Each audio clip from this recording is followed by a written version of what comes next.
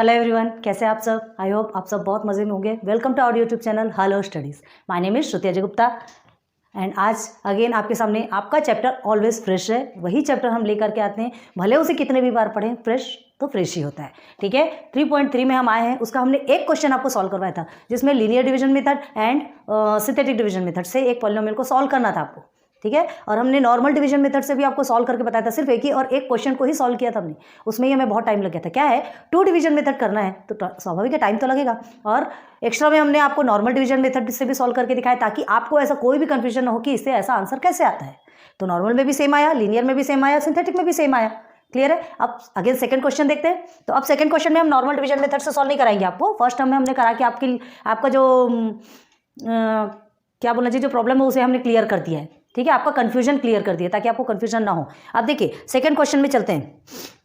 Second question क्या है आपका, देखिए इधर, ये आपका क्वेश्चन 1 का ही सेकंड है। ओके, तो सेकंड क्वेश्चन में क्या है, x⁴ प्लस 2x³ प्लस थोड़ा छोटा छोटा लिखते हैं हम, क्योंकि हमारे ब्लैक बोर्ड छोटा है ना, तो हमको प्रॉब्लम होती है। और हम अगर रब कर देंगे तो आपको प्रॉब्लम हो जाएगी। तो हमको ऐसा लगता है कि सब कुछ आपके पास अवेलेबल होनी चाहिए। Is equal to x + 2। Clear है। तो ये आपका क्या है, डिविडेंड है और ये डिवाइजर। ठीक है, अब हमें क्या देखना है, यहाँ पे टर्म्स देखना है, इंडेक्स फॉर्म सेम है कि नहीं, सही है कि नहीं। तो 4, 3, 2, 1 एंड 0 सब सही है। हमें कुछ भी करने की जरूरत है क्या, यहाँ पर कुछ भी नहीं करना है, इसे एज इट इज रहने देंगे। ठीक है, तो ये हमारा क्या हो गया, डिविडेंड। ऊपर में लिखते हैं छोटे सा, dividend is equal to divisor. ठीक है, अब मल्टीप्लाई बाय क्या चीज फाइंड करना है आपको, क्वोशेंट। ठीक है, क्वोशेंट, इसमें भी क्वोशेंट लिखते हैं, प्लस रिमाइंडर। डिवाइजर के साथ में क्वोशेंट मल्टीप्लाई होता है एंड रिमाइंडर के साथ में प्लस होता है। ये चीज आपने स्टैंडर्ड 7, स्टैंडर्ड 8 से सीखी है। ठीक है, तो ये हो गया आपका फॉर्म, और इसी लाइन वाइज फॉर्म में आपका आंसर भी आएगा। वहीं आपको डिवाइजर भी मिलेगा, वहीं क्वोशेंट भी मिलेगा और वहीं रिमाइंडर भी मिलेगा, इसीलिए उसे लीनियर कहा जाता है। लेकिन अभी फर्स्ट टाइम हमें क्या सॉल्व करना है, सिंथेटिक डिवीजन मेथड। ठीक है, तो सबसे पहले आप सिंथेटिक डिवीजन मेथड, तो सिंथेटिक डिवीजन मेथड के लिए हम क्या करते हैं, पहले लिखेंगे सिंथेटिक डिवीजन।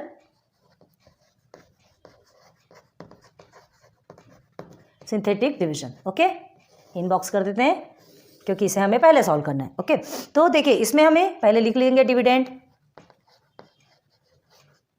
ठीक, क्या है डिविडेंड आपका, जो है उसे एज इट इज लिखेंगे, x⁴ plus 2x³ plus 3x² plus 4x plus 5, ये आपका डिविडेंड हो गया।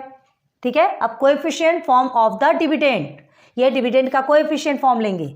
ठीक है, अभी हम क्या कर रहे हैं, coefficient form of the dividend.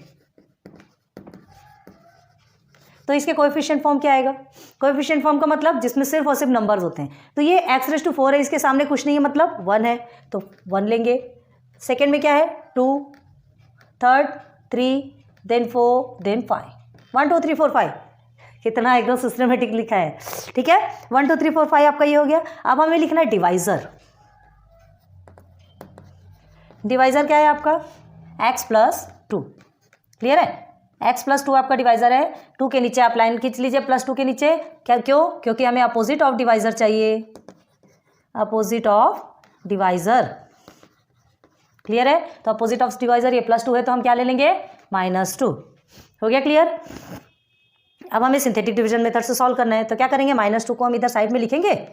ठीक, अब नंबर्स को लिखेंगे 1 2 3 4 देन 5, थोड़ा सा डिस्टेंस में लिखेंगे। ठीक है, नंबर को। अब देखिए इसे सॉल्व करेंगे तो 1 एज इट इज लेना है। हम क्या बोले थे, जो फर्स्ट नंबर है वो बेचारा वैसे ही का वैसे ही नीचे उतरता है। अगर आपको नहीं समझता ना तो समझ लीजिए कि इसके नीचे 2 0 0 ऐसा ले लीजिए, तो 1 0 1 ही होगा। ठीक है, माइनस करेंगे तो 1 आएगा ना आंसर। या तो फिर समझ लीजिए क्या एज इट इज उतारते हैं, आपको जो भी समझना हो। तो ये 1 हो गया। अब -2 को 1 से मल्टीप्लाई करेंगे, -2 1 -2। ओके, देन और क्या करना है, अब ये दोनों को सॉल्व करना है, दोनों को प्लस करना है। तो क्या होगा, माइनस और प्लस माइनस होता है, माइनस प्लस माइनस होगा तो आप क्या लिखेंगे यहाँ पे? क्या लिखेंगे? 0 आएगा कि नहीं? -2 और +2 को सॉल्व करेंगे तो 0 ही आना है, और कुछ थोड़ी आने वाला है। आप -2 0 जा 0, ओके। देन 3 और 0 को प्लस करेंगे तो आपका क्या आएगा? 3 आएगा। क्लियर? अब ये दोनों को मल्टीप्लाई कीजिए, 3 2 जा 6, -6 आएगा। माइनस में है, ध्यान रखिएगा, इससे सिंबल को भूलना नहीं है। अब 6 और 4 प्लस और माइनस में है तो आप इसे क्या करेंगे? -2। -2 क्यों लिखेंगे? बड़े डिजिट के आगे माइनस है। क्लियर है? 2 2 जा 4। अब ये दोनों भी क्या है? माइनस के पोर्शन पे, तो दोनों भी क्या हो जाएंगे? कट हो जाएंगे। माइनस माइनस प्लस होता है ना, तो यहाँ लिखेंगे 4। क्लियर है? और 5 और 4 को प्लस करेंगे तो 9। अब देखिए क्या बचा? 9 बचा। अब देखो 1 2 3 4, 1 0 3 -2, ये सब हमारा क्वोशिएंट हो गया एंड 9 इज अवर रिमाइंडर। ठीक है? तो आपको ये आपका डिविडेंड है, सिंथेटिक डिवीजन फॉर्म में है, याद रखिए। ठीक है? सबसे पहले लिखिए coefficient form of the, therefore, या तो नाउ लिखिए, now coefficient form of the quotient. क्यों लिखेंगे क्वोशिएंट? बताते हैं, अभी बताए भी थे इसके पहले ना। देखो coefficient form of the quotient क्यों लिखेंगे? क्योंकि हमने coefficient form of the dividend लिए थे। डिविडेंड का हमने नंबर से ही सॉल्व किया। सिंथेटिक डिवीजन मेथड में हमने क्या किया? नंबर से सॉल्व करते हैं। तो नंबर से सॉल्व करेंगे तो हमारा क्वोशिएंट भी तो नंबर में आएगा, क्वोशिएंट भी नंबर में आएगा। आ रही बात समझ में? तो coefficient form of the quotient आपका क्या होगा? इज इक्वल टू क्या लिखेंगे? 1 0 3 -2, बस -2, ये 9 आपका रिमाइंडर है। लास्ट वाले को इसीलिए इनबॉक्स कर देते ताकि आपको समझ में आना चाहिए। ये हो गया क्लियर? ठीक है? अब हमको निकालना है क्वोशिएंट, देयरफॉर क्वोशिएंट। तो क्वोशिएंट क्या करेंगे? देखिए यहाँ पे क्या है? 1 2 3 4 है। ठीक है? आपके क्या निकले क्वोशिएंट? 4 निकले। तो आप 4 में से 1 को माइनस कर देंगे। ठीक है? 4 - 1, तो यहाँ लिखेंगे देयरफॉर क्वोशिएंट। अब रियल क्वोशिएंट निकाल रहे हैं ना, QUOTIENT। Quotient is equal to क्या होगा? 3 - 1 इज इक्वल टू, सॉरी 4 - 1 आएगा, 4 डिजिट है, तो 4 - 1 इज इक्वल टू 3 हो गया आपका। 3 हो गया, मतलब क्या है? आपका जो हाईएस्ट पावर है वो 3 होना चाहिए। तो होगा ना 0 1 2 और 3, ऐसे ही तो रहेगा। तो इसका पावर हमारा 3 रहेगा। ये आप लिखना होगा तो लिख लीजिए अपने ध्यान के लिए। ठीक है? तो अब लिखेंगे देयरफॉर क्वोशिएंट क्या है आपका? -2 है। ठीक है? ये 3 है, x, ये 1 का पावर 3 है, तो यहाँ पे क्या लिखेंगे? ये x आपका वेरिएबल, तो 1x³। ठीक है? 3 का पावर बोला गया है, क्यूब हो गया। नाउ अगेन प्लस, सब में भी प्लस, हमको कुछ करने की जरूरत नहीं है। Then 0x², then 3x, then -3x1 बोलो, -2x0। ठीक है? ये माइनस है, ध्यान रखिएगा, -2x0। अब इसे और कैसे लिख सकते हैं?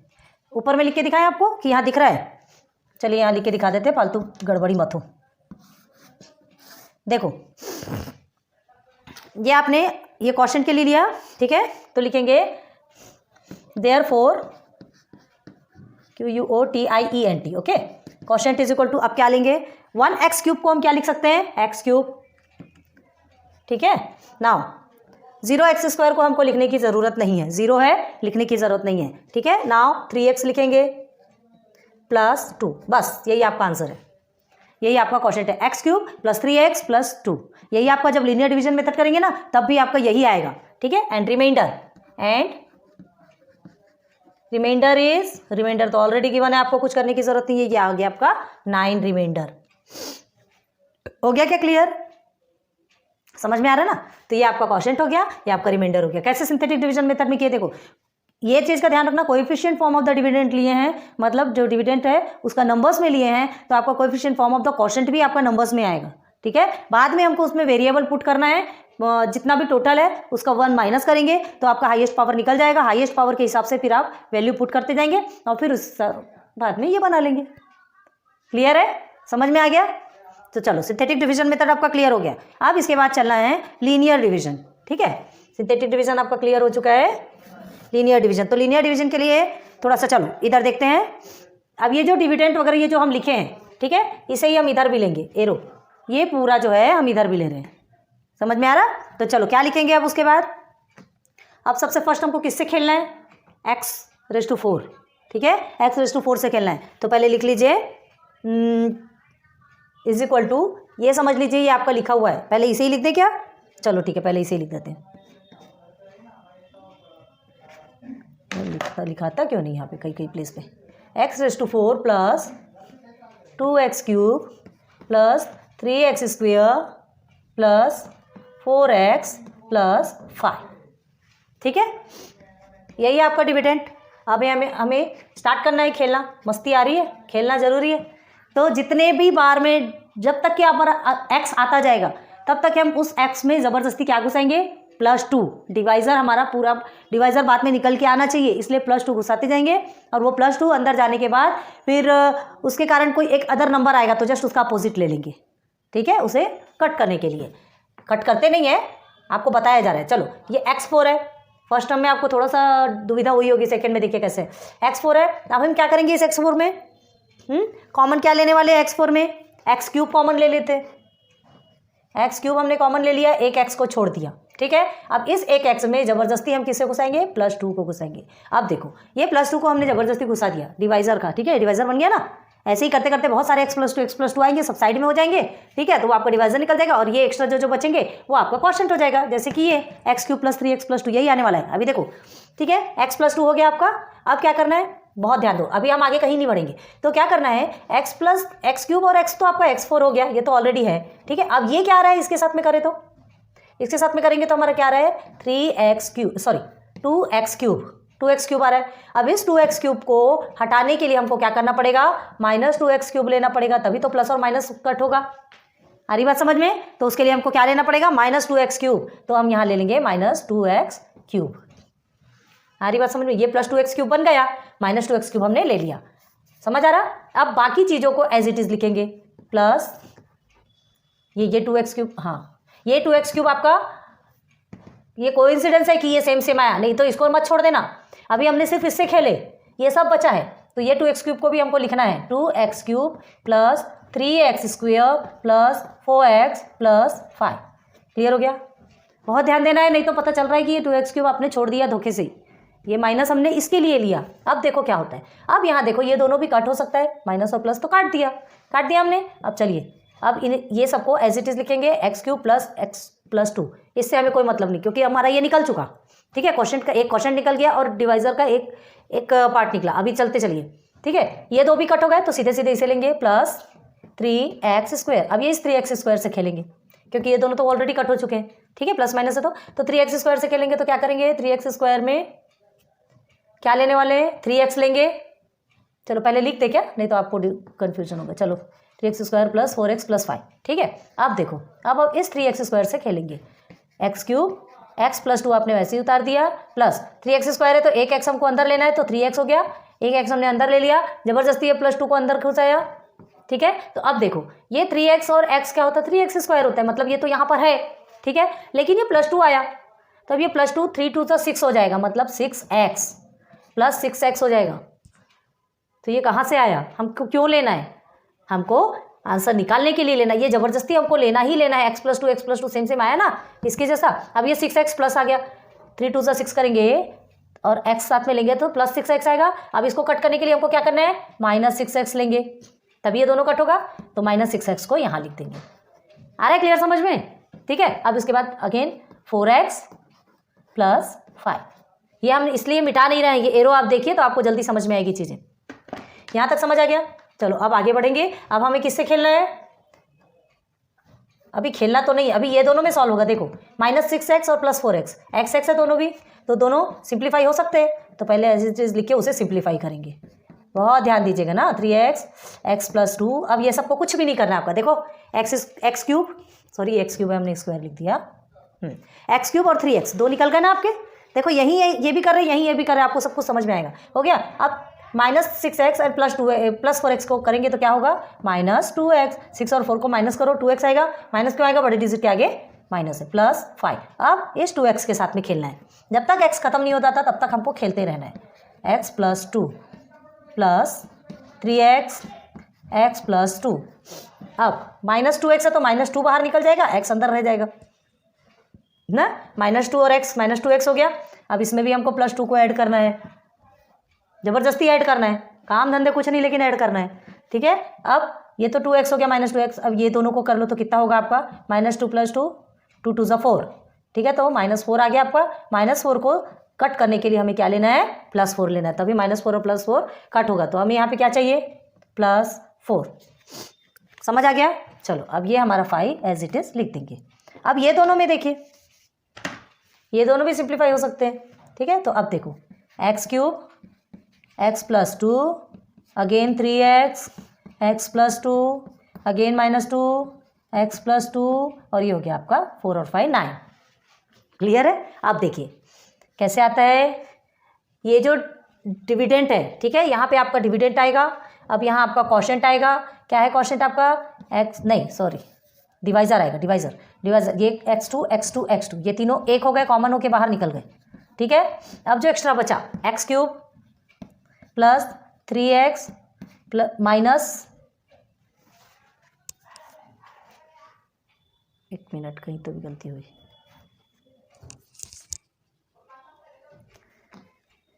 कहीं तो भी यहाँ कहीं तो भी फिर हमने गलत किया। हाँ सॉरी, ये -2 था, हमने यहाँ पे -2 नहीं लिखा है, तभी हम बोल रहे कहीं तो भी गलती। देखो ये आपका -2 था, आंसर में ही हमने गलत लिखा, बाकी सब सही है। ठीक है, यहाँ -2 लिखे थे, ये दब गया इसलिए हमको समझ नहीं आया, -2 है। तो अब देखो ये आ गया एक्स्ट्रा आपका -2। ठीक, और ये जो एक्स्ट्रा बचा है ये +9, और यहाँ जहाँ कुछ भी नहीं होता वहाँ क्या बोलते हैं, मल्टीप्लाई होता है ना। तो देखो एज इट इज आए कि नहीं, यहाँ पे dividend = divisor multiply by quotient plus remainder आ गया। देख लीजिए यहाँ क्वोशिएंट कैसे आया है और ये रिमाइंडर भी आया है, सब कुछ यही है आपका, कोई भी अलग नहीं है। याद रखना है कि लीनियर डिवीजन मेथड में हम जबरदस्ती घुसाएंगे, हमने यहाँ लीनियर नहीं लिखा, LINEAR लीनियर डिवीजन। क्लियर हो गया, इजी है। अब इजी लगेगा, देखिए दोनों भी डिवीजन आपका आमने सामने है, जल्दी से कर लीजिए। ठीक है, एक बार जल्दी से लिख लीजिए आप। तो चलो अब आज इसी एक क्वेश्चन में हम एंड करते हैं, क्योंकि हमने कहा ना ये दो भी मेथड है। ठीक है, दो मेथड होने के कारण ये थोड़ा सा वीडियोस लंबी हो जाती है, तो आज इसी में एंड करते हैं, फिर उसके बाद फिर क्वेश्चन नंबर 3 में लेके चलेंगे। क्लियर है। पहले चाहते तो पूरे सिंथेटिक डिवीजन मेथड सबका एक साथ क्लियर करवाते थे, बाद में लीनियर डिवीजन, लेकिन क्या है तब आप कंफ्यूज हो जाते, आपको समझ में नहीं आता कि अरे इसका सबका सिंथेटिक करवा दिए, फिर आप नोट्स कैसे बनाते है ना, क्योंकि कितने पेजेस छोड़ना है, क्या करना है, वो हमको कंफ्यूजन होता। इसलिए सिंथेटिक डिवीजन मेथड एक साइड में किया हमने, एक साइड में लीनियर डिवीजन है। आप बिल्कुल अच्छे से देख लीजिए, आपको सब कुछ क्लियर हो जाएगा। ठीक है, so thanks for watching my videos. फिर मिलेंगे नेक्स्ट लेक्चर पे, जब तक के गुड लक, गुड बाय।